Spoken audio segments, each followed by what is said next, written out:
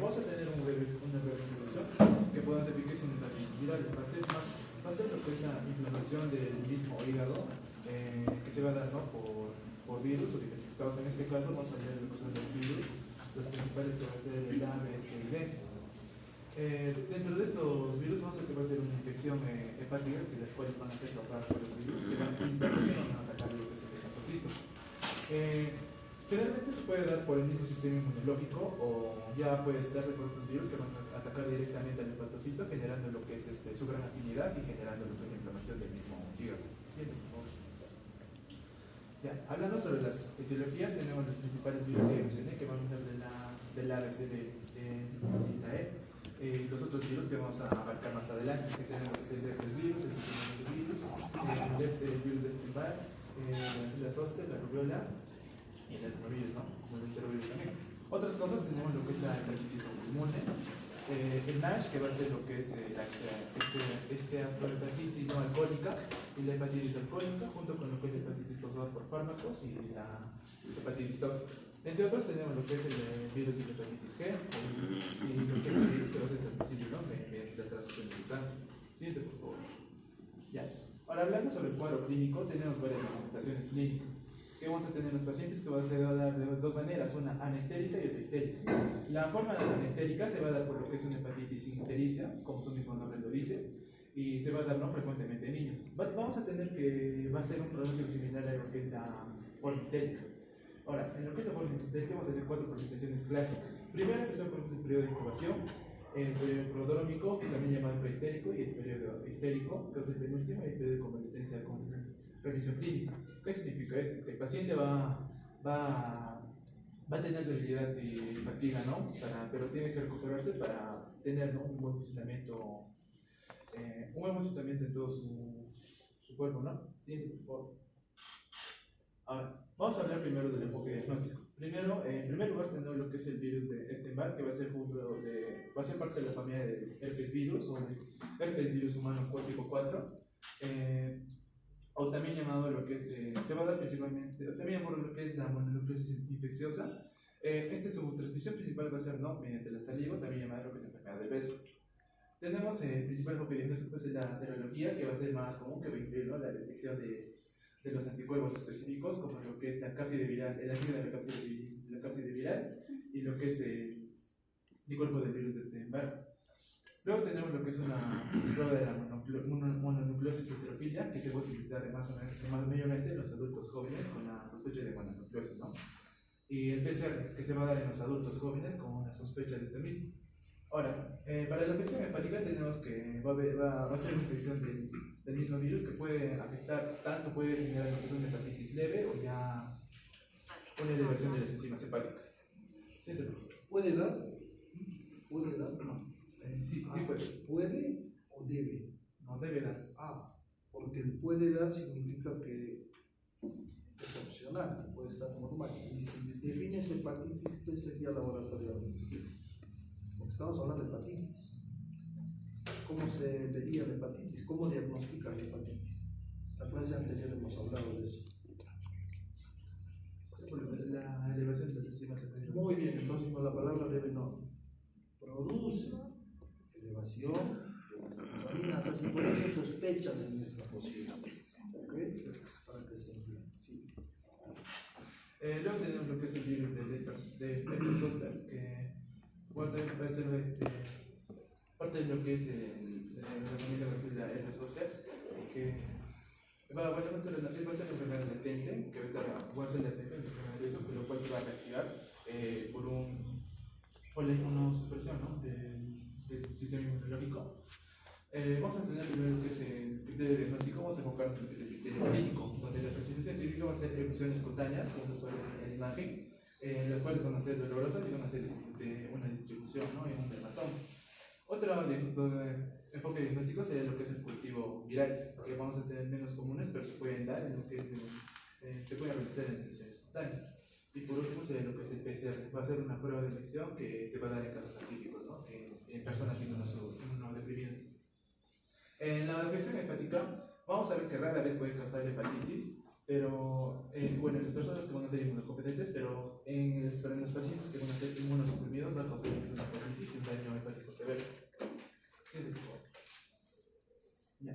y el citomegalovirus, que bueno, va a ser de la familia herpes virus humano 5, la cual vamos a tener su enfoque diagnóstico en la serología, que va a ser primero porque la presentación atípica de las erupciones cutáneas, ¿no? Otro lo que va a ser el antigénimo en el PP65, que es para la detección de las nuevas proteínas virales, el cual va a hacer que el leucocito se vea en las células trasplantadas. El otro lo que es el PCR, que va a ser la utilización del mismo ADN del mismo virus que va a estar en la sangre y otros tejidos que van a ser las personas inmunodeprimidas. Junto con lo que es la afección hepática, vamos a ver que el citomegalovirus va a causar la hepatitis en las personas inmunodeprimidas y en los recién nacidos. En los adultos, ¿no? Van a ocasionar lo que es la lesión transitoria de lo que son las enzimas hepáticas, como se menciona anteriormente.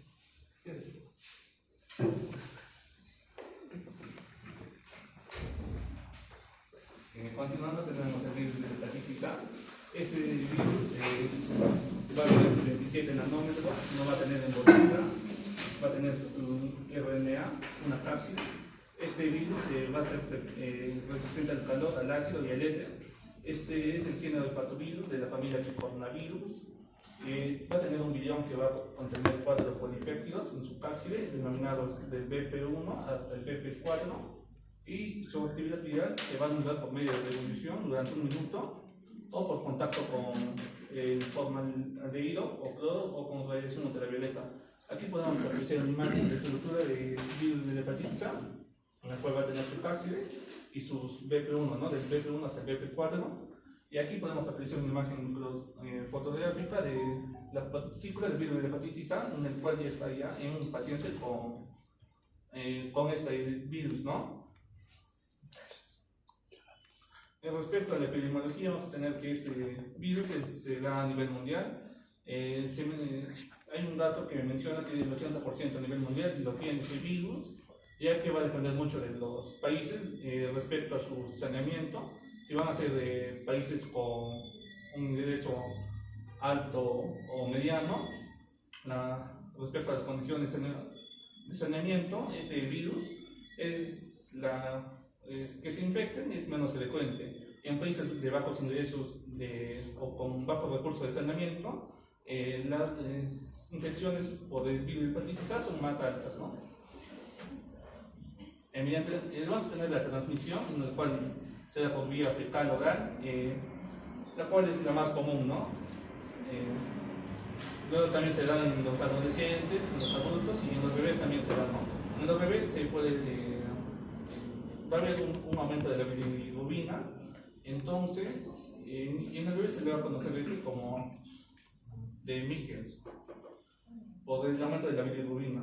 Y en la transmisión vamos a tener que en los adolescentes y los adultos será, ¿no? Aquí por vía de transfusión sanguínea, ya que mediante el consumo de sustancias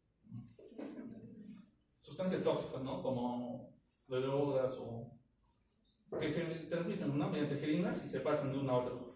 También mediante las relaciones sexuales de hombre a hombre y vía que esas son las endémicas, ¿no? En donde vayan estos recursos de saneamiento como el agua.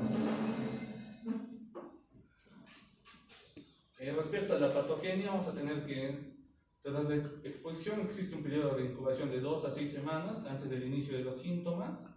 El momento de máxima infectividad es de 2 semanas antes del inicio de la enfermedad clínica. La eliminación fecal continúa durante 3 semanas después del inicio de los síntomas. Aquí se va a dar mediante 2 procesos, ¿no? Uno en el cual el virus se va a ingerir, ¿no? Y va a llegar a la faringe, en donde aquí se va a retener y se va a quedar, ¿no? En esta pared de la mucosa, en el cual aquí va a ser una réplica del virus y lo del virus va a ir a recibir torrente sanguíneo, buscando ingresar, ¿no? Al hígado. Lo del otro va a ser que va a pasar por el esófago, va a atravesar el tubo digestivo y va a llegar, ¿no? Al hígado. Respecto a la clínica, vamos a tener que muchos vienen a ser asintomáticos o con manifestaciones subclínicas. La infección es autolimitada y se resuelve entre 4 a 8 semanas a través de eliminación. Y esta va a tener un estado prodrómico en el cual vamos a tener que el paciente va a tener dolor abdominal en el cuadrante superior derecho, debido a esta inflamación que se va a dar en el hígado. También va a haber malestar general, también va a haber la presencia de apolia, el cual se va a deber a la apolia se va a deber al aumento de la bilirrubina y a no hacer que los pigmentos biliares den esa coloración amarillenta a las heces, ese color amarillo, y va a tener un color blanquecino, ¿no?, las heces. Y la coluria que viene debido al aumento de la bilirrubina, el riñón va a querer excretar bilirrubina, entonces va a hacer que se esfuerce, entonces mediante la orina bote un color de orina parecido al color de la Coca-Cola, ¿no?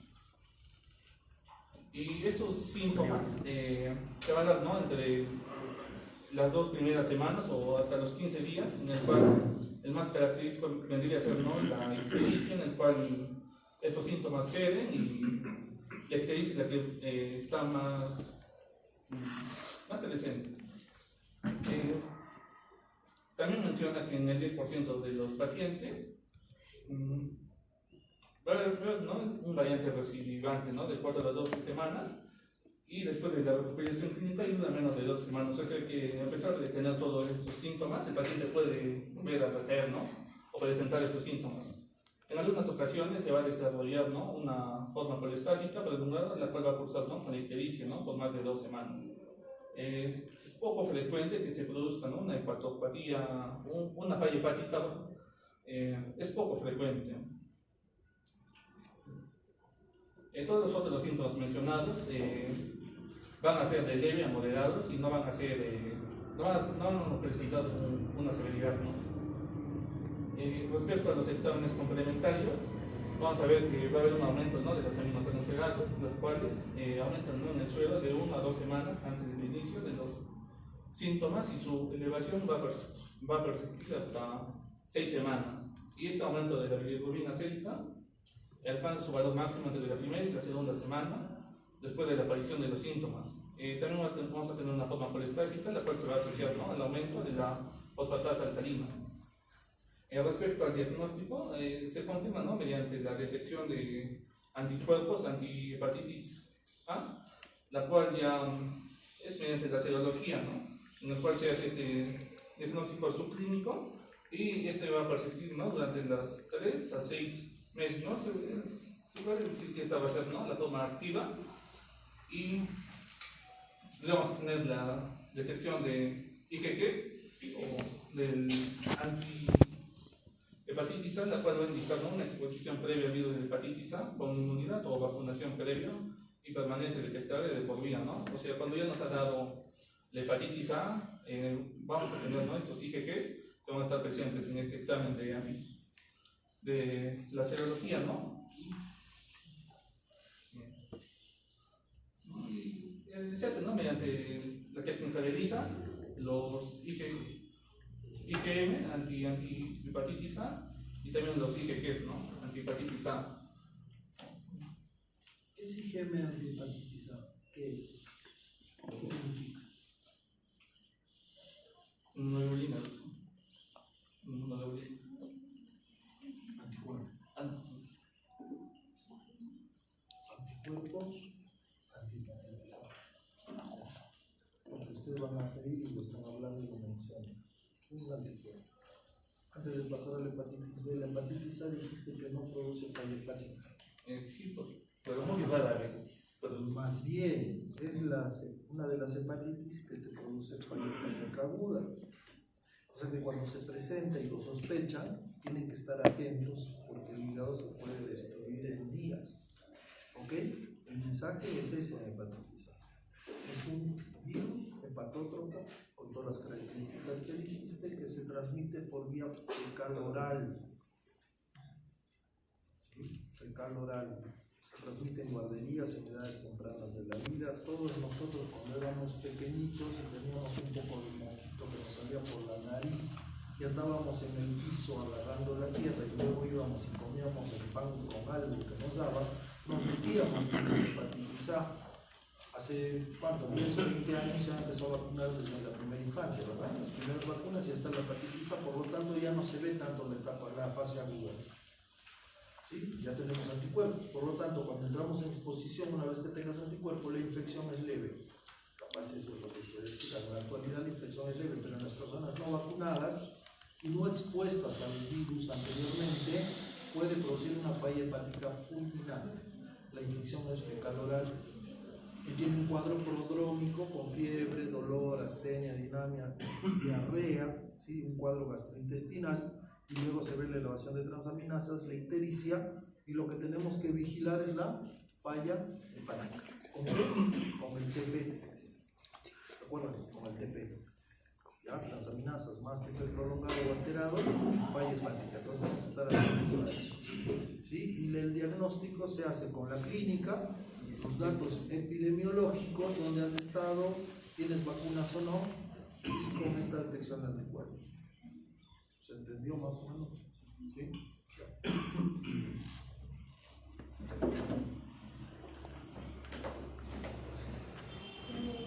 Continuando por exposición, yo les voy a hablar sobre la hepatitis B. Empezando, vamos a ver que el virus de la hepatitis B va a ser un virus de ADN de la familia Hepataviridae. Y vamos a ver que la incidencia y de epidemiología, vamos a ver que es endémico en África y en Asia. Y es su causa más importante, es la causa más importante de la hepatitis aguda y crónica, de la cirrosis, también del carcinoma hepatocelular. El 30-50% de las infecciones se desconoce la vía de transmisión, pero vamos a ver que la vía de transmisión más común es la parenteral, que es por consumo de drogas de vía intravenosa, la sexual y la transmisión vertical madre a hijo durante el parto. Y las manifestaciones, vamos a ver que la mayor parte de las infecciones agudas son asintomáticas. Y vemos que el 30% se va a desarrollar un síndrome de hepatitis viral con un periodo de incubación de 1 a 4 meses, que esto como va a descender entre semanas y meses. Y también vamos a ver la hepatitis fulminante.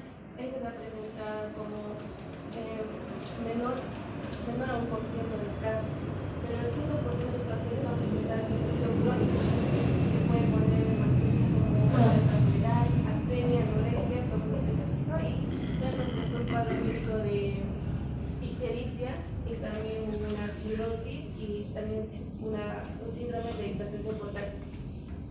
Y los portadores crónicos de la hepatitis B pueden tener una desaparición del antígeno de superficie y después pueden desarrollar un anticuerpo contra el antígeno de superficie, lo que indica la erradicación viral total.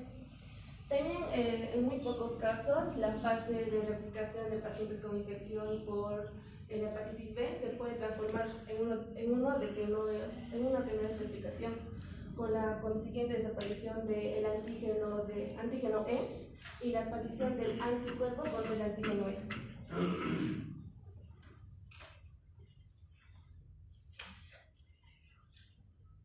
Ya, en la fisiopatología vamos a ver que el virus de la hepatitis B va a tener una envoltura.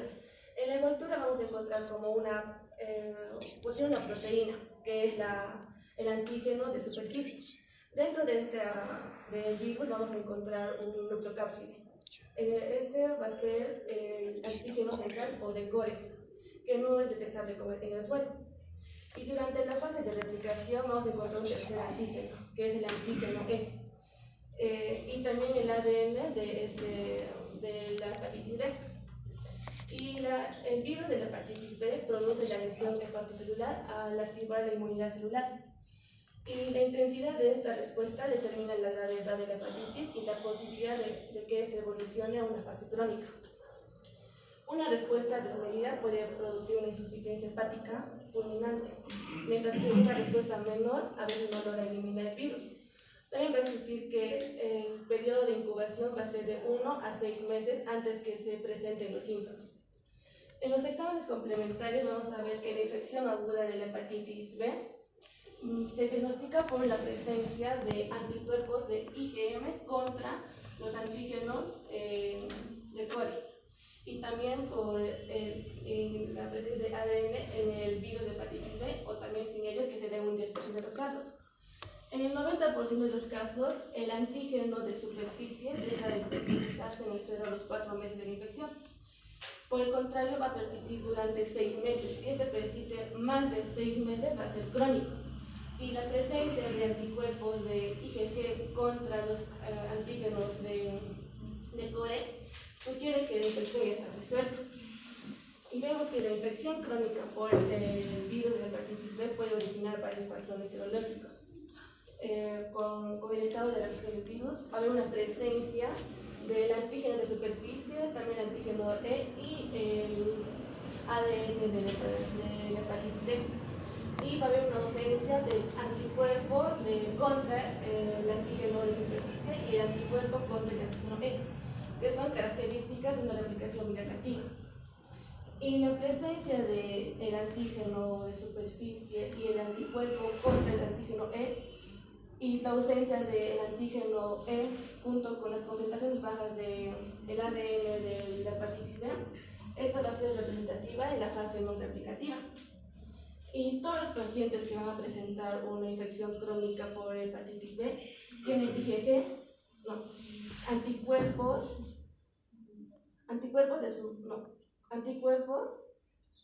de IgG contra los antígenos de core. Y vamos a ver que en las infecciones crónicas vemos que van a estar, los niveles de aminotransferados van a estar un poco elevados. Y ya, en el diagnóstico serológico vamos a ver que acá vamos a ver el virus. Vemos que esta la... Bueno, ya, acá en la envoltura vemos que es el antígeno de superficie. Después acá en el ojito vamos a ver que es el antígeno de core. Y estas cositas vemos que es el antígeno E. Y acá ya vemos que es el ADN de la hepatitis. El virus. Del virus. Ahí ya.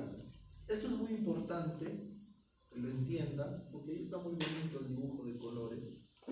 Todo lo que está en el cuadro y lo que de ahora en adelante se les va a hacer difícil para el examen, para que no saquen 20, y si lo entiende van a sacar 20 probablemente, se entiende viendo el dibujo.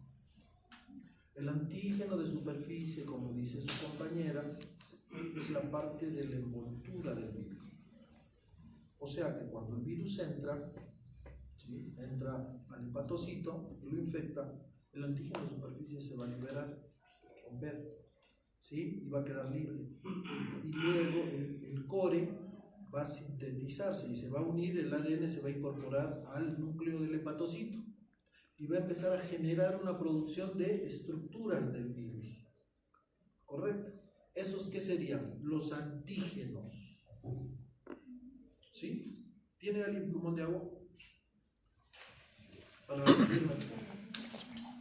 ya, no importa. Entonces, ¿qué es un antígeno? A ver, ¿qué me dice?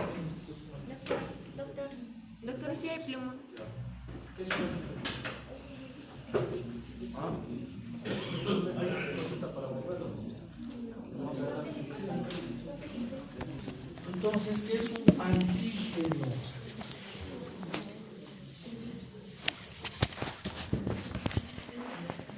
Ahí está, para que lo entiendan, porque si no va a pasar, va a ser como no se hizo. ¿Qué es un antígeno?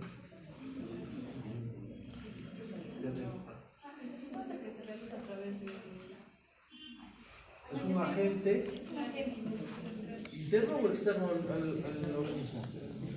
Externo, que puede ser animado, un virus, una bacteria, un hongo, capaz de generar una respuesta inmune, ¿sí? Es algo externo del cuerpo, capaz de generar una respuesta inmune, ¿sí? ¿Y un anticuerpo qué es?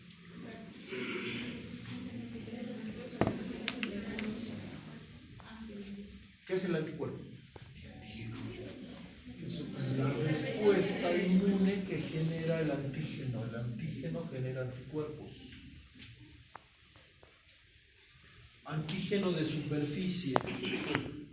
Antígeno de superficie de la hepatitis B. Antígeno de superficie de la hepatitis B. Se va a liberar a la sangre y cuando ustedes le dicen a la embarazada, háganle un antígeno de superficie, están buscando esto. Quiere decir que el virus está ahí circulando. Correcto. Ese es el antígeno de superficie. ¿Qué es el anticuerpo? La respuesta es antígeno. El anticuerpo es... Antígeno. La respuesta es.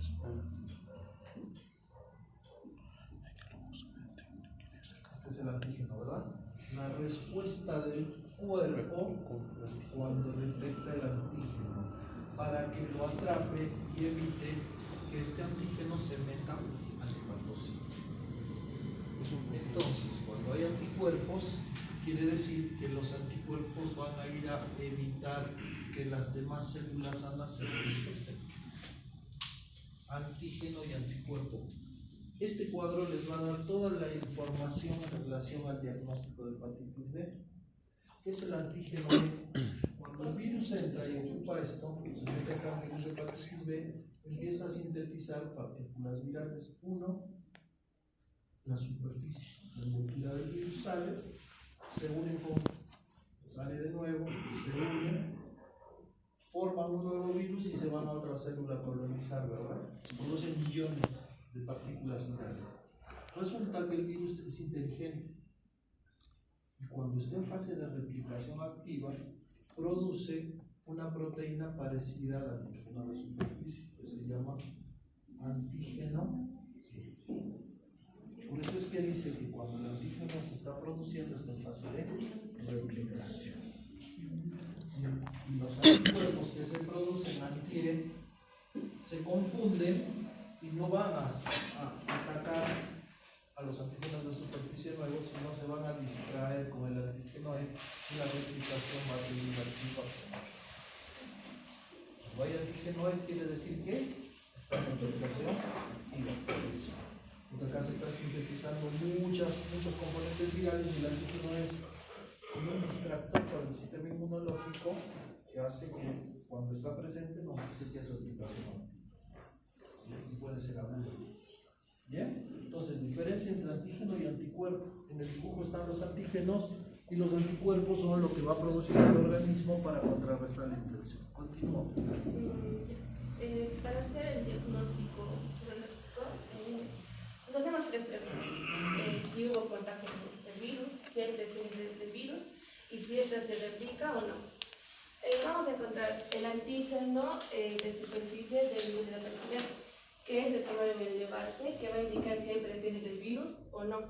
Y el anticuerpo contra el antígeno de superficie, que nos indica si hay ausencia del virus. O sea que si este se ha curado o si este tiene una vacunación. Y el antígeno E del virus de la hepatitis, si hay replicación. Y el anticuerpo contra el antígeno de core, que es el contagio del virus. Si ha sido reciente o es tipo antiguo. Si ha sido reciente, vemos que es aguda, que es menor a 6 meses. Y si es como que tipo antiguo, es crónico, mayor a 6 meses, que presenta como una IgG. El punto de corte es 6 meses. Agudo y crónico. ¿Sí? Agudo y crónico. Lo que nos dice la compañera es así. Si el core te da IgG, el anticuerpo anticore te da IgG, probablemente es una infección crónica. Los niveles de transaminasa sean bajos o medios. Si es IgM, probablemente sea aguda y podría ser una hepatitis aguda y una hepatitis. Bueno. Ahí, en ese cuadro, nos dice, y algo a lo que ustedes se van a enfrentar seguro muy pronto, porque también en la clínica, cuando vayan a hacer medicina general o algunas rotaciones, van a ver resultados del laboratorio. Entonces, si hay un anti-S positivo, ¿en qué van a pensar? ¿Está infectado o no? Sí, ¿no es cierto? Porque está la cápsula del virus, la superficie. Y si tienen un anticuerpo anti-S y no tiene antígeno de superficie, ¿qué van a pensar? ¿Qué ya pasó? Que ya se curó o que Eso está es lo que vacunado. puede haberse curado o Que ya que ya está vacunado. ¿Por qué? Porque hay anticuerpos en la superficie. O sea que si el virus vuelve a aparecer, O nunca apareció y bueno, como todos son bonitos y bonitas, siempre se protegieron, ¿no? Usaron preservativos, no se inyectaron drogas, no recibieron transfusiones y no tienen riesgo de infección de hepatitis B porque esas son las vías de transmisión, correcto. Como van a ir a ser médicos y van a pinchar, van a agarrar agujas y van a ver pacientes infectados, el riesgo aumenta, ¿verdad? Entonces les van a pedir que se vacunen contra la hepatitis B. Cuando uno recibe la vacuna, recibe la superficie del virus y el cuerpo lo detecta y produce anticuerpos. ¿Qué va a producir? Anti-H,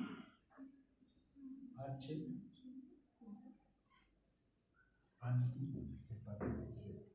Cosa que cuando llega el virus, porque te pinchas o por lo que sea, este anticuerpo viene, lo bloquea y evita que te infectes. Entonces, muchos pacientes van a ver en su práctica que van a venir con el anti es anticuerpo, el antígeno es el virus, anti-HBs o anti-HS.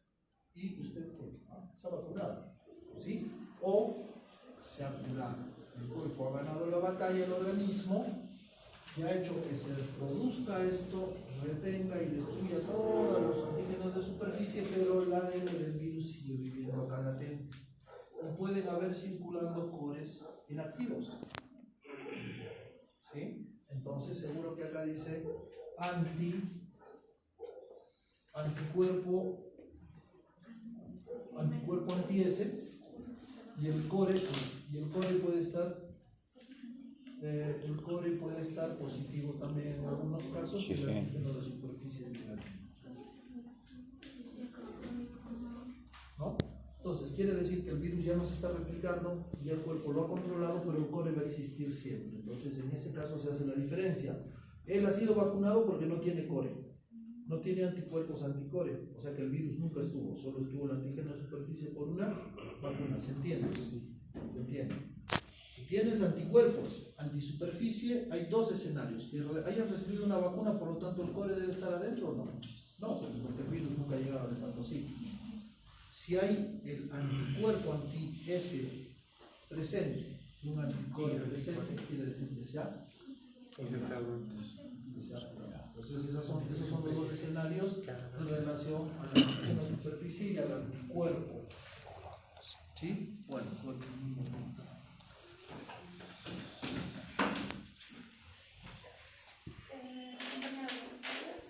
con las hepatitis, me toca la hepatitis C. Bueno, ¿qué vamos a saber sobre la hepatitis C? Esta va a ser sobre un virus que es de hepatitis C. Disculpen, el virus de la hepatitis C es un virus del RNA, o mejor dicho, ARN, de la familia Flaviviridae, que es una respuesta. Esta familia Flaviviridae también está el dengue, el Zika y la fiebre amarilla, ¿no? Y dentro de esto está este virus. Vemos que esta sí o sí va a tender a irse directamente al hígado y va a tender a inflamarla crónicamente dependiendo del tiempo que va a llegar a nuestro paciente. Si va a tener un tiempo muy prolongado, este va a tender a ser fibrosis o una cirrosis o un cáncer de hígado, ¿no? En un 10 a 5% de los pacientes llegan a tener cáncer de hígado. Dentro de la fisiopatología vamos a ver un poco más, pero les voy a explicar un poquito sobre la infección del hepatocito. Vamos a ver que este virus de hepatitis C va a entrar dentro del hepatocito y se va a llegar a replicar, ¿no? Y va a llegar a producir las partículas virales, ¿no? Entonces, como va a haber esto, va a llegar una respuesta inmune, como el doctor dijo. Esta respuesta inmune interna va a atacar al virus, pero también va a dañar el hígado, ¿no? Esta respuesta inmune va a haber ya también una inflamación. Esta inflamación crónica se va a estar activa siempre y cuando va a haber una fibrosis o va a llegar a progresarse a una cirrosis. Y dentro de esta inflamación que está tan crónica va a haber una complicación a largo plazo, como ya les dije, que la hepatitis C crónica puede llegar a una cirrosis o un carcinoma hepatocelular. ¿Puedes poner ese video, por favor?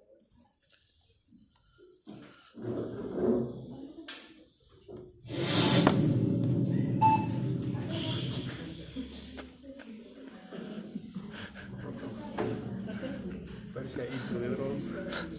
Estaba tranquilo.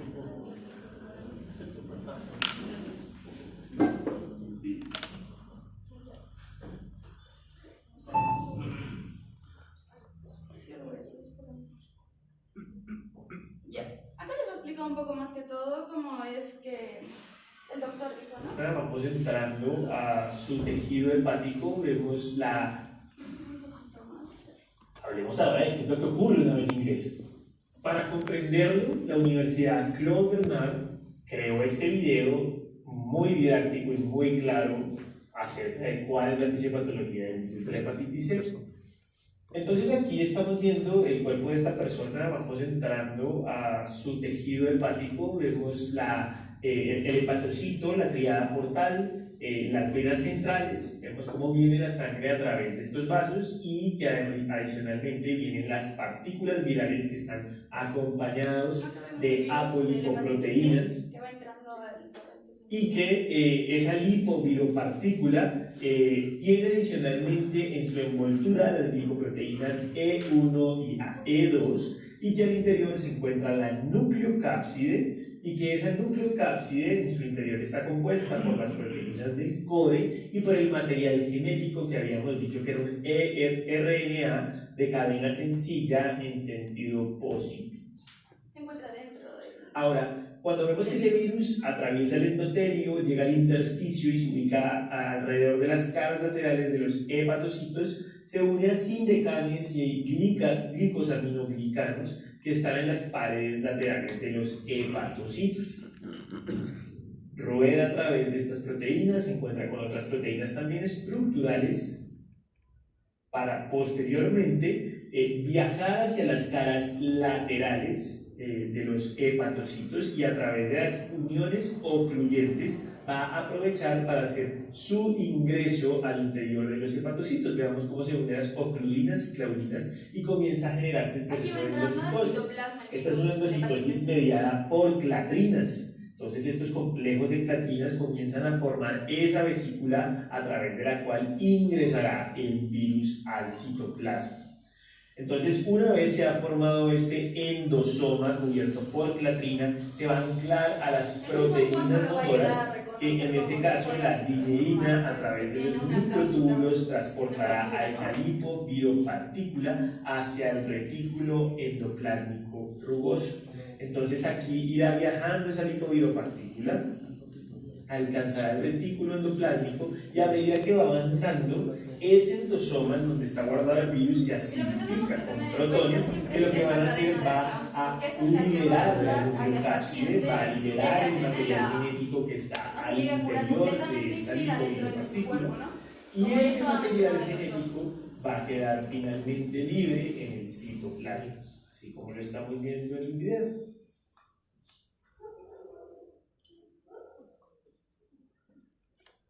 Ahora, una vez este material genético queda libre, aprovecha los ribosomas que están libres, se une a ellos y posteriormente estos ribosomas unidos al material genético se dirigirán al retículo endoplásmico rugoso para anclarse en los translocones. Y este translocón, una vez se conecta al ribosoma, dará inicio a la traducción de estas proteínas y estas proteínas se irán anclando a la membrana del retículo. Entonces, primero las proteínas estructurales se van a traducir en CODE, E1, E2, P7 y NS2, que dijimos que eran proteínas no estructurales, y NS5B, NS5A, NS4B y NS3-4A, que van a ser la maquinaria replicativa del material genético. Que nosotros con el medicamento podemos llegar a eliminar o a erradicar, ¿no? Entonces, ahora, continuando, vamos a ver sobre la epidemiología. Como ya mencionaron mis demás compañeros, siempre todo va a ser como vía endovenosa, como tatuajes, piercing, no sé, transfusiones de sangre, relaciones, más que todo los homosexuales, también, ¿qué más? La transfusión de mamá a hijo, ¿no? Siguiente, por favor.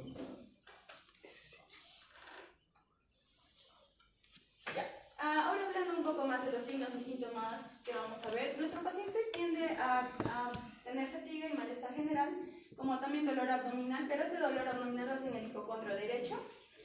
Las náuseas y pérdida de apetito de nuestro paciente, como también se le va a ver ictericia, la ascitis y el eritema palmar. El eritema palmar lo voy a mencionar más adelante cuando ya sea crónico, ¿no? Y dentro de esto siempre hay que tener en cuenta que preguntarle si tiene prurito o dolores musculares y depresión y ansiedad, sobre todo en niños, ¿no? En adolescentes. Ya. Dentro de las complicaciones hepáticas tenemos la cirrosis y la fibrosis, como ya mencioné. ¿A qué me voy a referir con esta complicación de la hepatitis C? Cuando una vez nosotros nos lleguemos a contagiar, ya sea punzón o mediante relaciones o mediante transfusiones de sangre, nuestro cuerpo no va a tender a dar síntomas a un inicio. Es como nosotros vamos a seguir haciendo nuestras vidas normales, porque han visto, ¿no? Es como que el virus entra en nuestro cuerpo y lo reconoce como si fuera totalmente dentro de nosotros. Siempre y cuando llegue a tener una progresión dentro de ese virus, llega a entrar al hepatocito y llega a malograr, a fibrosar, ¿no? Entonces, ¿qué hace? Llega a un carcinoma en sí el hepatocito. Y cuando nosotros llegamos a tener dentro de ese 10% de nuestros pacientes que tienen cáncer de hígado, siempre hay que requerir vigilancia y evaluación médica continua, porque nuestros pacientes pueden llegar a tener 1000 complicaciones, ¿no? Dentro de los signos extrahepáticos, aquí vamos a ver un poco sobre todo que los pacientes pueden llegar a experimentar manifestaciones extrahepáticas, como afectando los riñones y los pies y otros órganos, ¿no? Como podemos ver, el edema de miembros inferiores, hepatomegalia. Esto se va a ver sobre todo en crónicos, la telangiectasias y el eritema palmar, sobre todo en crónicos. Ahorita más adelante les voy a explicar. Dentro de la evaluación de pruebas hepáticas vamos a tener la ALT, que es la alanina aminotransferasa, y la AST, aspartato aminotransferasa. Estas dos pruebas de función hepática nos van a ayudar a detectar si el hígado tiene un mal funcionamiento o está ayudando a tener una fibrosis, ¿no? La fosfatasa alcalina y la bilirrubina y el tiempo de protomina nos va a llegar a ayudar, pero más que todo la fosfatasa alcalina, como el doctor dijo, siempre y cuando va a ser hepática, ¿no? Como la coledotritiasis o una obstrucción fuera del hígado, ¿no? El GGT, la gamma-glutamitrosferasa, también va a ayudar un poco en esto, pero las que nos van a ayudar más que todo son las pruebas específicas para el hepatitis C, como el anticuerpo contra el virus de la hepatitis C, mediante métodos como ELISA, que ya mencionaron mis compañeros, la PCR para el virus de hepatitis C, que es la carga viral, que lo voy a mencionar más adelante, y la genotipicación del virus de la hepatitis C. Acá vamos a ver un poco sobre... disculpen. Aquí vamos a ver sobre todo los genes, ¿no? De genotipos, que va a haber genotipo 1, genotipo 2, no, genotipo 3 y el genotipo 4. Más que todo en el genotipo 1 va a ser más común en América y en Europa, que está dentro de nosotros. El genotipo 3 va a ser en el sudoreste asiático y personas que usan drogas intravenosas, ¿no? Y el genotipo 4 va a estar en el Oriente Medio y África. ¿A qué quiero llegar con esto? De que dependiendo del paciente que tenga estos genotipos, vamos a llegar a tener un buen antiviral de reacción directa por 8 a 12 meses, dependiendo del genotipo, ¿no? Que nosotros más que todo estamos dentro del genotipo 3, que bueno, esto sobre todo se va a necesitar una duración más ajustada, ¿no? Tenemos otra que es la biopsia hepática. Esta nos va a ayudar a proporcionar el grado de inflamación de fibrosis y una crucial evaluación de la severidad de la hepatitis C, ¿no? Porque ya les dije, se va a formar una fibrosis o ya también nos va a ayudar a detectar. Pero lo más recomendable es esta, de que no es muy invasivo. Doctor, exacto.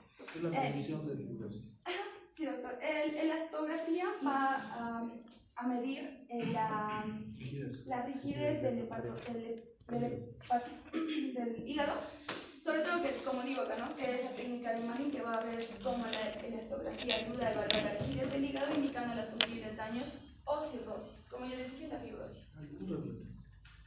Para hacer el diagnóstico de la hepatitis C, seguro vieron el video muy bonito, ¿no? De cómo es el proceso, el virus ingresa, se incorpora al genoma y viene y se produce la infección. Cuando una vez uno tiene alteración del hepatograma, porque el virus de la hepatitis C se comporta más en forma crónica que aguda, llega al hígado, infecta el hepatocito y luego empieza su trabajo, que es producir nuevos virus. Y en ese afán de producir nuevos virus produce destrucción celular, destruyen los hepatocitos para producir nuevos virus. Esa destrucción de hepatocitos hace que las enzimas hepáticas se eleven. Sí, pero en esos dos. Y no siempre de manera notable, pueden tener una elevación moderada, ¿sí? Pero que dure en el tiempo y además es asintomática, ¿verdad? Entonces, lo que nosotros tenemos que interpretar una vez que encontramos el virus de hepatitis C es ver cuánto tiempo. ¿Por qué? Porque al haber destrucción celular de los hepatocitos, como seguro se ha visto en el video, ¿sí? Cuando se van destruyendo los hepatocitos por infección del virus C, el cuerpo intenta producir nuevos, ¿verdad? Regeneración celular. Pero como se destruyeron 4, solo reprodujo 2. ¿Y acá qué queda? Fibrosis. Entonces empiezan a haber nódulos de regeneración y fibrosis. Y así se va acumulando los hepatocitos con nódulos de regeneración y fibrosis. Lo que nos va a llevar a una cirrosis hepática. Y generalmente, como es asintomático, el hígado, había un dibujo también muy bonito, ya empieza a tener aumento de rigidez, porque se está alterando la anatomía con estas zonas de fibrosis. ¿Sí? Es asintomático. ¿Cómo podemos medir el grado de fibrosis? Con una biopsia hepática, que es un procedimiento invasivo, donde se hace con un trucut, con una aguja gruesa, se introduce dentro del hígado y se saca como una lámina o una tira de hígado, que va a ir al microscopio y el patólogo va a determinar, siempre y cuando haya 10 sinusoides hepáticos, cuánto grado de esto tiene. Nos puede decir que tiene un F0, F1, F2 hasta F5. Cirrosis hepática, fibrosis hepática. Ahora tenemos un nuevo método, lo tenemos en mi consultorio, ¿sí? Le hemos comprado este equipo que es un elastógrafo, que es un procedimiento no invasivo y que nos va a permitir medir cuánto grado de fibrosis tiene el paciente. ¿Para qué? Primero, para evitar las complicaciones, no llegar a una cirrosis complicada en la que solo se evita la muerte. Cuando la cirrosis se complica, lo que quieres es que no se muera. Cuando la cirrosis se diagnostica a tiempo, lo que quieres es que no se complique. O sea, va a vivir más tiempo. Correcto, por eso la oncología es útil. Entonces, lo que nosotros en este caso vamos a pensar es darle tratamiento, curarlo, determinar qué grado de fibrosis tiene y hacer que se revierta. Porque cuando el virus desaparece, la fibrosis no aumenta y puede ser que se quede estacionaria o puede ser que regrese. O sea que es curable. ¿Sí? Entonces el virus de hepatitis C produce la infección de los hepatocitos y puede producir cirrosis. Como dijo también, a la larga, si no se detecta, no se trata, un hepatocarcinoma, que sería el estadio final de la infección y la muerte del paciente. Acuérdense que la estografía ya hay en el Cusco. Es un estudio que no hay en muchos lugares, pero el Cusco ya hay. Dentro de esto vamos a ver, como ya dijo el doctor, ¿no? La hepatitis se va a tener tanto aguda y crónica. Encontré unos cuadros que... ya. Vemos que acá vemos el anticuerpo y el virus. Cuando el paciente tenga el negativo, el anticuerpo y tenga negativo el virus, la interpretación va a ser infección poco probable. ¿Por qué? Porque el haberse contagiado fue repentinamente. Entonces, ¿qué tenemos que hacer? Repetir el virus, o sea, el ARN o la carga viral, y el ALT y el ACT en 4 semanas, como ya les mencioné hace rato. Y también repetir, si en caso que esto no nos dé una buena resolución, o bueno, un buen resultado o un buen diagnóstico, podemos repetir el ARN del VIH-C con una transaminasas, pero ya también con el anticuerpo, que vamos a ver que es el anticuerpo de la hepatitis C en 4 meses y 6 meses. Si el anticuerpo va a ser negativo y vamos a tener virus positivo dentro de nuestro cuerpo, la infección va a ser aguda. Ahí llegamos a la aguda. Vamos a tender a confirmar repentinamente el ARN del virus de la hepatitis C. La carga viral. La carga viral. Vamos a pedir que identifiquen a los virus y que los cuenten. ¿Cuánto? ¿Qué cantidad de virus? Sí, doctor. Dentro de eso, la carga viral y el antígeno en 12 semanas. Si tenemos tenemos un anticuerpo positivo y un virus positivo, este sí va a ser crónico. Vamos a tener una infección activa, pero que no se va a distinguir entre agudo y crónico. ¿Por qué? Porque vamos a tener a verificar si tiene un anticuerpo, claro, la carga viral, que van a ser previas negativas, o repetir la prueba de la carga viral y buscar las transaminasas si hay una variabilidad, como por ejemplo, hace poco no les llegué a mencionar, pero en aguda va a tender a desnivelarse las transaminasas, o sea, no va a ser un número muy exacto, no va a tender a variar. Entonces, por eso no se distingue entre agudo y crónico, pero sí vamos a tender a verificar estos que, como les digo. Y vamos a tender a buscar los marcadores de fibrosis hepática, como el FibroScan, el APRI y el FIB4. Si más no me acuerdo, la FibroScan ayuda a ver si hay el fibrosis. Y el APRI es cuando tienes el ALT y el AST. Son scores de fibrosis. Exacto. Que no mide de manera directa la fibrosis ni la rigidez hepática como lo hace el FibroScan o la elastografía, sino con marcadores biológicos. Albúmina, ALT y demás. Sí, doctor. Dentro del, vamos a tener, si el anticuerpo está positivo y el virus está negativo, esta va a ser una infección previa. Vamos a tender a confirmar repetidamente el ARN, que va a ser, como digo, la carga viral. Eso te parece confuso. Lo que nos está diciendo es que hay un periodo de ventana en el que uno se infecta y no necesariamente va a tener carga viral presente, ¿sí? Porque no hay replicación activa todavía, y por eso te dice, repítele la prueba de acá 4 semanas, 12 semanas, y vamos bien. Cuando existe carga viral positiva, nosotros hablamos de infección por hepatitis en fase replicativa, y ahí es donde las transaminasas se elevan, porque recuerden que se están destruyendo los hepatocitos nuevamente, ¿sí? Entonces ese cuadro se resume básicamente en eso. Cuando es negativo y ha habido un contacto, porque ahí dice poco probable, nosotros todos nos haríamos una prueba de hepatitis C, porque sería necesario, ¿no? Claro, siempre y cuando uno tenga sintomatología, que diga tengo astenia, dinamia, ¿no? Cansancio, o además haya estado, por ejemplo, se me ocurre que yo quiero hacerme pruebas de hepatitis B y C. Seguro como médico me dirías, ¿por qué? Porque me he ido de vacaciones a Tarapoto, me he ido a esas discotecas en el Río y no me acuerdo más.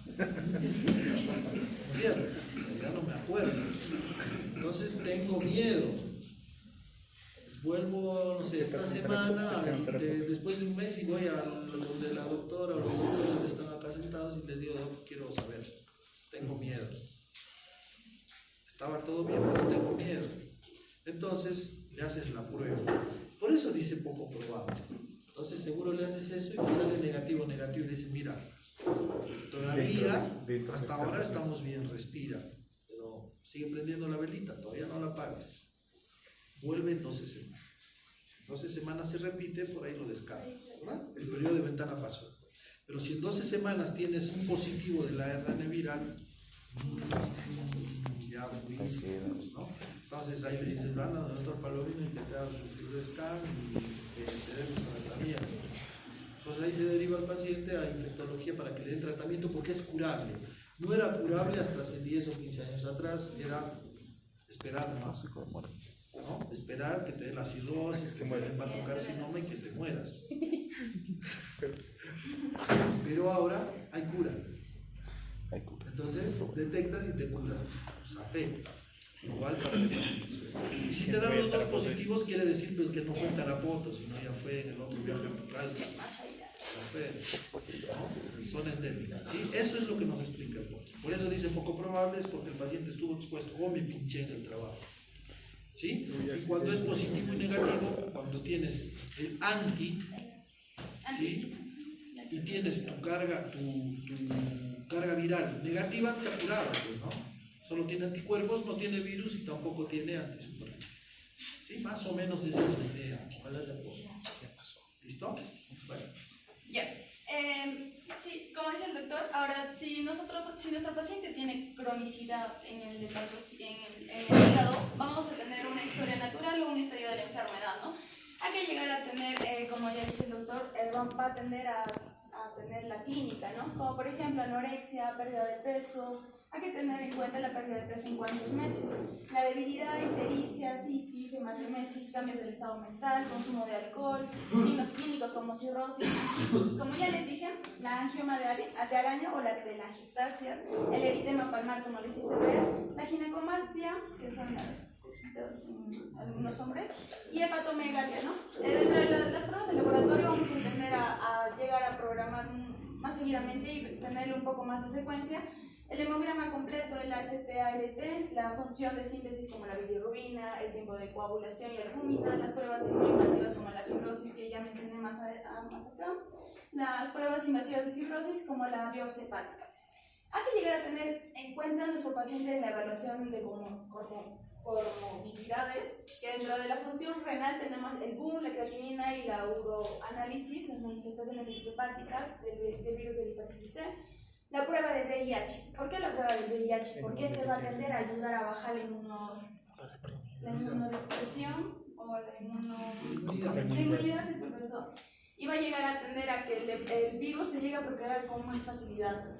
La prueba de embarazo y descartar comorbilidades graves e interacciones medicamentosas guiadas por la historia clínica, ¿no? Y llegar a tener, hay que recomendar a nuestro paciente cuando lleguemos a detectar esto, que no llegue a transfundir o llegarle a pasar a otras personas, ¿no? Evitar compartir cepillos de dientes o afectadores, cubrir cualquier herida sangrante evitando que otros tengan en contacto con él, que no donen sangre y hablar sobre su estado de hepatitis C antes de donar órganos o tejidos, ¿no? O semen. La transmisión sexual podemos ver, como ya dije, sobre todo los homosexuales y personas que no usan condones o vía intravenosa. El consumo de drogas ilícitas e inyectables, como por ejemplo ya les dije, el doctor ya mencionó la transfusión de sangres, y evitar las agresiones hepatotóxicas adicionales. El doctor en un momento mencionó que llega a malograr también el hígado, el alcohol o paracetamol en altas dosis. Todo lo que sea hepatotóxico se suspende y todas las noxias hepáticas, ¿no? Bajar de peso, disminuir el consumo de alcohol, evitar drogas hepatotóxicas y todo. Se recomienda hacer conciencia en el paciente que tiene hepatitis C. ¿De qué? De que puede contagiar a otros, una enfermedad mortal. Segundo, tercero, las hepatitis o los virus, mejor dicho, de hepatitis y el VIH son de transmisión sexual. O sea que cuando aparece uno anda a buscar a los demás, que pueden coexistir y estar juntos. ¿Sí? Dentro del tratamiento de la hepatitis C, vamos a ver que los antivirales de acción directa, vamos a tener los inhibidores de proteasa NSTA4A. ¿Se recuerdan que les dije que vean esas proteínas que se estaban colocando dentro del citoplasma? Justo estas nos van a llegar a determinar qué medicamento nos va a ayudar, ¿no? Entonces, dependiendo de estas, vamos a ver que los inhibidores de la proteasa NC3 y NC4A están la glecaprevir, Los Previr. Exacto, los inhibidores del ARN de la polimerasa NS5. Los Bumid y los Asmid. Exacto, son los más recomendables, ¿no? Como ya les mencioné en la imagen. Depende de la cepa, pero generalmente esas son multicepas, ¿no? Se usan los fenotipos. Y la duración del tratamiento va a ser de 8 a 12 semanas en la mayoría de nuestros casos. Y ahí le haces un control de carga viral y ves que hay anticuerpos, antihepatitis B y la carga viral hay algo. ¿No? Le dices, ya está. Sí, doctor. Muy bien. 5 minutos para terminar, por favor. Para lo que es la hepatitis B, este va a ser denominado como un virus, agente delta, el cual va a ser un virus de ARN incompleto, en el cual es caracterizado porque sí o sí va a requerir la presencia del virus de hepatitis B para poder replicarse. Lo cual decimos que únicamente el paciente con infección aguda, ya sea aguda o crónica por hepatitis B, van a ser vulnerables a lo que es una infección por hepatitis C. Ahora, sus vías de transmisión van a ser parenteral o vía sexual. En caso de que exista una hepatitis B aguda, el virus de la hepatitis D lo que puede hacer es aumentar la gravedad del cuadro clínico en hepatitis aguda. Y en caso de la crónica, puede reagudizar el cuadro o también descompensar la hepatopatía crónica que padece y acelerar su evolución a lo que es la cirrosis. Ahora, con respecto a lo que es el diagnóstico, la detección de los se va a caracterizar por una detección de anticuerpos IgM contra el virus de la hepatitis D, y sumado a esto tiene que existir también la presencia de los anticuerpos anti-HBC o el de core. Y bueno, su evolución a la cronicidad solamente va a evolucionar en el 2% de los casos, lo cual es algo poco común. Ya. Continuando con la hepatitis B, para aumentar algo lo que mi compañera dijo, hay que tener claro que el virus de la hepatitis D va a estar, o sea, los hepatocitos van a estar más que nada mediados por lo que van a ser los linfocitos T. Y dentro de lo que son los signos y síntomas de la hepatitis D, vamos a ver que los vamos a poder detectar dentro de lo que es el examen físico hacia nuestro paciente, ¿no? Vamos a poder ver que el paciente va a presentar fiebre o sensación de alza térmica, fatiga, malestar general, náuseas y pérdida de apetito. Nuestro paciente va a estar histérico. Vamos a ver que va a haber una clara diferencia en lo que es la orina, ya que esta va a estar más oscura. También va a presentar dolor en las articulaciones. Va a tener más o menos casi los mismos síntomas de la hepatitis B, ya que solo actúa sobre el virus de la hepatitis B, ¿no? O sea, para que nuestro paciente pueda tener hepatitis D, ha tenido que tener previamente hepatitis B. Siguiente diapositiva, por favor. Dentro de lo que son las complicaciones de la hepatitis D, vamos a poder dividirla en dos grupos. Vamos a saber que la hepatitis D se va a dividir en hepatitis D aguda y hepatitis D crónica. Dentro de lo que es la hepatitis D aguda, vamos a tener que si no es tratada en sí o no se previene a su avance, el avance de la enfermedad, vamos a ver que va a provocar una insuficiencia hepática aguda. Y en ocasiones, que es casi lo mismo, una falla hepática aguda fulminante, que la vamos a describir como la disfunción hepática grave, ¿no? En sí, las transaminasas van a estar elevadas, nuestro paciente va a presentar ictericia, coagulopatía, y bueno, dentro de lo que es las complicaciones de la hepatitis D crónica, vamos a ver que por el mismo hecho de que la hepatitis D actúa sobre la hepatitis B, esto va a hacer que su hepatopatía se sensibilice. Por lo tanto, el hígado con el tiempo va a fibrosarse y por lo tanto, consecutivamente, nuestro paciente va a adquirir cirrosis o va a tener cirrosis. Acá vemos lo que es un hígado sano, un hígado fibrosado, un hígado cirrótico, y que es consecuente a la cirrosis, cáncer de hígado, ¿no? También vamos a tener como consecuencia la insuficiencia hepática y el cáncer de hígado, como ya lo dije. Siguiente diapositiva, por favor. Bueno, dentro de lo que es la evaluación de las pruebas hepáticas para poder nosotros descartar la hepatitis B, vamos a ver que, como ya lo he dicho desde el principio, para nosotros poder diagnosticar la hepatitis B, vamos a tener que haber revisado la historia clínica de nuestro paciente, donde vamos a poder ver los antecedentes que se tiene, ¿no? Cómo ha contraído lo que es el virus, si utiliza drogas o inyectables, si lo ha adquirido por transmisión sexual, o si es que reside en un área endémica de la enfermedad, ¿no? O del virus, mejor dicho. Dentro del examen físico, como ya lo he mencionado, vamos a ver distintas cosas características, como es más que nada lo que va a ser la ictericia, ¿no? También vamos a ver que nuestros pacientes van a presentar lo que es edema y sensibilidad o hinchazón en la parte abdominal. Dentro de lo que es el análisis de sangre, vamos a tener pruebas específicas, ¿no? Para poder descartar la presencia del virus Delta. Vamos a ver que va a ser positivo cuando los niveles de inmunoglobulinas G van a estar elevados y también los niveles de inmunoglobulinas M. También la presencia del antígeno VHD, ¿no? Del virus de hepatitis C, del antígeno del virus de hepatitis C. También vamos a ver que se va a detectar el ARN del virus en el suero. Dentro de lo que vendrían a ser los exámenes adicionales para que estemos completamente seguros de que nuestro paciente tiene hepatitis C, tenemos lo que es la elastografía transitoria, que es lo que el doctor acaba de mencionar hace un ratito. También lo vamos a poder ver por una ecografía o una biopsia de hígado, mandándolo a patología, ¿no?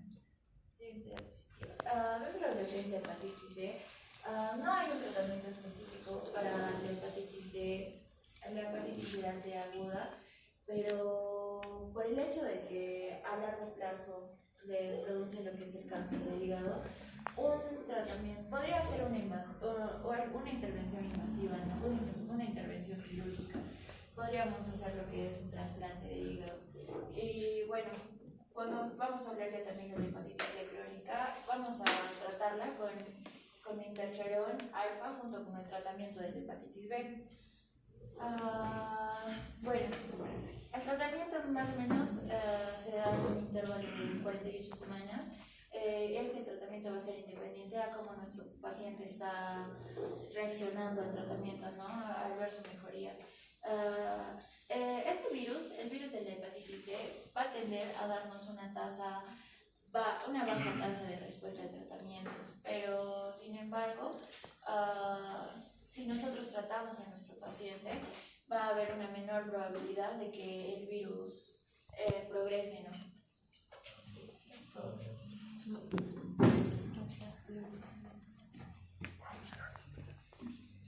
Bueno, y por último vamos a explicar en cuanto a la hepatitis C.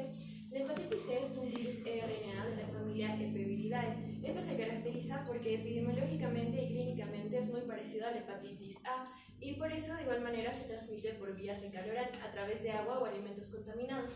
En cuanto a la epidemiología, es endémico en los países de desarrollo. Estamos hablando de América Central, África y Asia. La mayoría de los casos ocurren en pacientes de 15 a 35 años. La mortalidad global es de 0.1 a 0.6 y también se habla de una forma fulminante de la hepatitis C, la cual es infrecuente, excepto de las mujeres embarazadas o de algunos pacientes inmunodeprimidos, en cuyo caso la tasa de mortalidad se eleva. En cuanto a la patogenia, el periodo de incubación es de 2 a 10 semanas, la duración del cuadro clínico es de 4 semanas y la duración del cuadro bioquímico de 6 semanas. El diagnóstico es netamente serológico, se va a dar por la detección de anticuerpos inmunoglobulina antivirus de la hepatitis C y la inmunoglobulina G antivirus de la hepatitis C. La inmunoglobulina M se asocia mucho con el pico de aminotransferasas que persisten a 5 meses y si es que se presenta el anticuerpo inmunoglobulina G, este puede permanecer por 5 años, lo que nos indica que pueden haber recidivas o reinfecciones. Hemos traído 2 casos clínicos, doctor.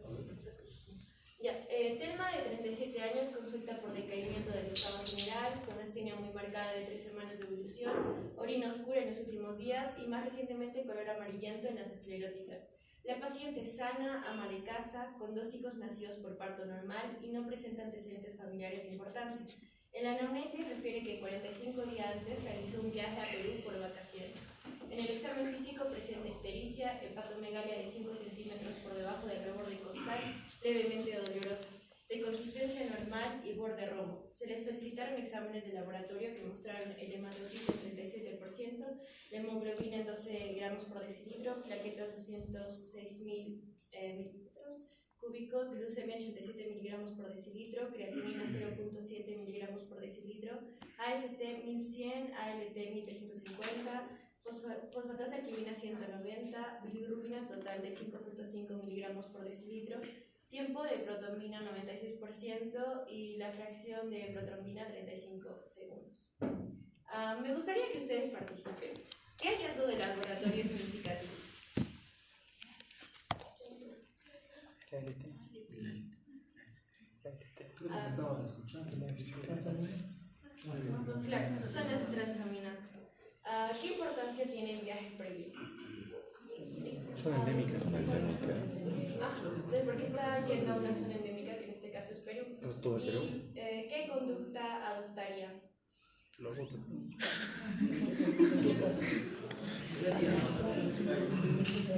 Este caso es frecuente, ¿no? Sí. Vemos en gastro piden una interconsulta porque tienen transaminasas. Ve el cirujano, solo piensa en cortar, ¿no? Eso no es para cortar gastro, o medicina interna o medicina general. Entonces, te mandan ese patograma y ese paciente, o medicina antecedentes, y ahí lo que nos falta un poquito es mencionar cuánto de virus tenía todo directa o indirecta, ¿no? Pero bueno, está bien. ¿Qué harían ustedes con este paciente? Vas a morir. Sería realizar serología para descartar virus de la hepatitis A, B también podría ser. Claro, porque producen son las más comunes. Más que todo porque se come la lengua. Ya, y el último. Gino, de 65 años, es hipertenso y exfumador, realiza una consulta para un control periódico de salud.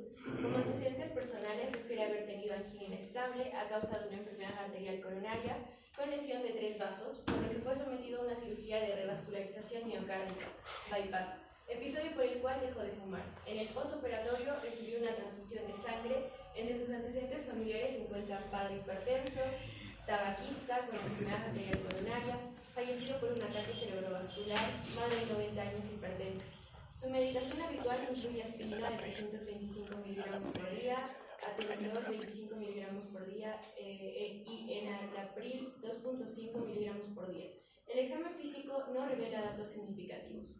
Se le solicitaron estudios de laboratorio cuyos resultados fueron hematocrito 44%, hemoglobina 14.5 gramos por decilitro, plaquetas 295.000 milímetros cúbicos, glucemia 90 miligramos por decilitro, creatinina 1.1 miligramos por decilitro, colesterol total de 190, HDL de 42, LDL de 112, una bilirrubina total de 1.9, AST 170, ALT 245, fosfatas alcalinas 170, proteínas totales 7.8, albúmina de 3.9, gamma-globulinas de 1.4, el tiempo de protrombina 98% y la fracción del tiempo de protrombina en 40 segundos. ¿Qué hallazgo ustedes creen que es significativo? También son las transaminasas. La ALT, chicos, la ALT y la AST siempre pueden ser eliminar el valor de referencia normal, porque eso es variable. En los laboratorios del seguro de salud toman una medida determinada y tienen su valor de referencia. En el laboratorio del hospital regional es diferente, toman una medida. En el laboratorio X, Y, Z toman una medida de referencia. Entonces acuérdense que siempre 245 a mí me parecería elevado si está grabado en mi cabeza que el patrón es hasta 35-45, estaría 5 veces elevado más o menos, ¿verdad? Pero entonces ahí siempre, para recalcar solamente, fíjense el valor de referencia normal. Entendamos que está elevado 5 veces el valor normal. Ya, entonces ese es el hallazgo significativo, ¿no? ¿Qué antecedentes es importante? Bueno, La hipertensión. es la hipertensión y también la cirugía. Bypass. La transfusión. La transfusión. Porque no los hipertensos no tienen por qué tener hepatitis. Ahora, podría ser medicamentoso, ahí podemos interpretar de 2 maneras, pero la transfusión nos obliga a descartar una enfermedad hepática por transfusión, o sea, una infección por algún virus hepático, ¿verdad? Sin embargo, hay medicación que podría producir una alteración de las transaminasas. ¿Sí? Entonces son 2 cosas importantes desde el punto de vista: medicación y transfusión. Para la transfusión, ¿qué hago? ¿Qué hacemos? Serología. Muy bien, hacemos serología para los hepatotropos. Hepatotropos, la beta también. La beta, B y C. En ese caso, B, C y H. Ya les he dicho, ellos andan juntitos, van caminando. A veces entra uno y está también el otro le sigue. Entonces se pide serologías. Si te salen negativas, entonces así es esta historia. pero evalúan la posibilidad de que algunos de esos medicamentos estén causando elevación de transaminasas. Entonces ahí entras al Libertox y buscas cuál es el grado de lesión hepática que tiene cada medicamento. Y ahí decimos, ¿no? Descontinuar atenolol, porque es el que más riesgo de hepatopatía causa. Y lo cambias con soprolol, y ahí lo reevalúas en cuanto a 3 o 4 semanas. Cosa importante para terminar, en cada paciente que vea que las transaminasas se elevan, ¿qué nos fijamos? ¿Qué es el marcador importante de gravedad? TGP elevado 3 veces. Porque las transaminasas ya están en 8000. ¿Qué te determina la gravedad? Específico, pero no sé El también. TP, el tiempo de paso. Si las transaminasas están en 3000, no te vuelvas loca, es igual que estén en 1000. Chingados. ¿Quién te determina la gravedad? El TP. Le pides TP. Si el TP se prolonga, ahí estamos en el horno porque tu hígado está destruido. ¿Correcto? Eso es lo que nos pide la gravedad. Entonces, con eso más o menos cerramos el tema de perfil hepático y problemas de... Siempre buscar el tiempo de protón.